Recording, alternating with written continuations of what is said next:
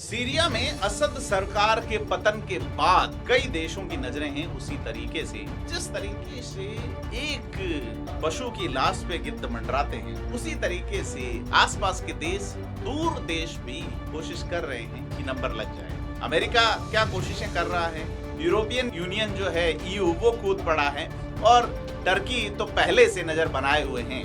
आज मैं ऑब्जर्वर हिंदी के साथ इसी मुद्दे पे चर्चा करेंगे कि सीरिया में क्या चल रहा है, सीरिया के लिए बाहर के देशों में क्या चल रहा है जिनमें अरब देश भी शामिल हैं, और सीरिया का भविष्य क्या होगा।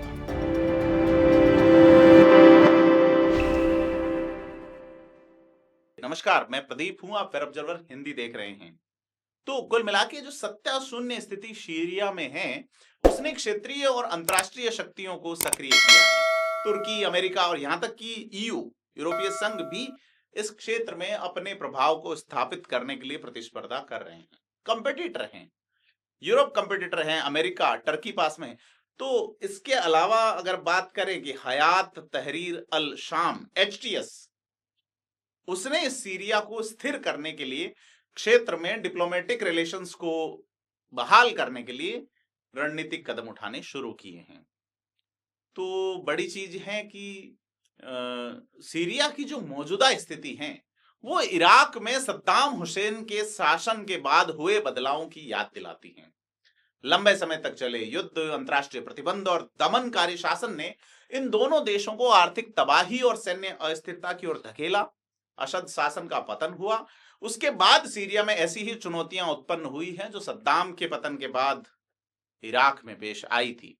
क्षेत्रीय और अंतर्राष्ट्रीय शक्तियां अब एक खंडित और युद्ध प्रभावित राष्ट्र पर अपना नियंत्रण स्थापित करने का प्रयास कर रही है। सीरिया का भविष्य अब सीरियाई जनता के बजाय पड़ोसी राज्यों और वैश्विक शक्तियों के संघर्षों से तय होता दिख रहा है। प्रभाव जिस देश का पड़ रहा है या प्रभाव जिस देश का बढ़ रहा है वो तुर्की है। असद के पतन के बाद तुर्की ने अपने भौगोलिक निकटता और राजनीतिक महत्वाकांक्षाओं के चलते सीरिया के बदलाव में एक बड़ी भूमिका निभाई है। अंकारा सीरिया के पुनर्निर्माण में अपनी भूमिका को सुनिश्चित करने के लिए सैन्य और आर्थिक प्रयासों में जुटा है। हाल ही में तुर्की के ऊर्जा मंत्री अपार्लसान बायराकतार ने बिजली के वितरण और बुनियादी ढांचे के विकास की योजनाओं की घोषणा की है। हालांकि तुर्की की यह महत्वाकांक्षा कुर्द गुटों के विरोध के चलते बाधित हो रही है।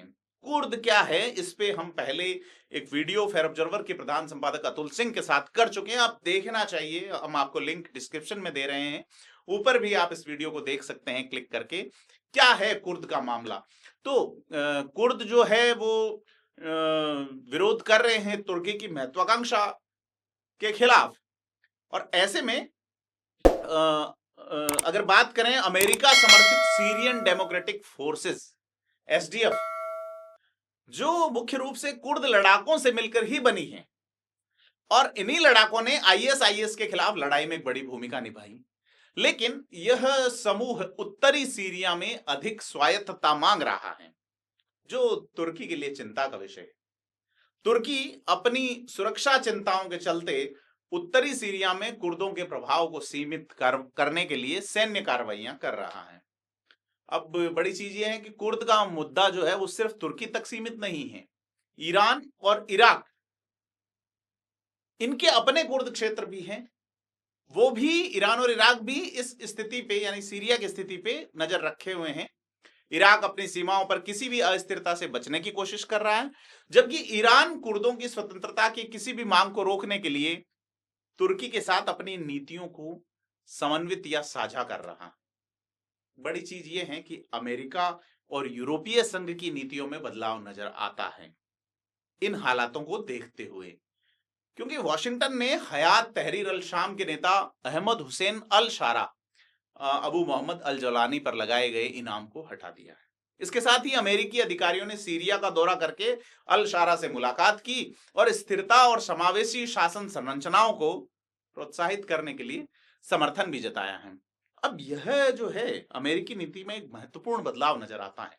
यूरोपीय संघ के देश, विशेष रूप से जर्मनी और फ्रांस, इन्होंने भी सीरिया में संक्रमणकालीन प्राधिकरणों के साथ जुड़ाव को प्राथमिकता दी है। शब्द आपको थोड़ा सा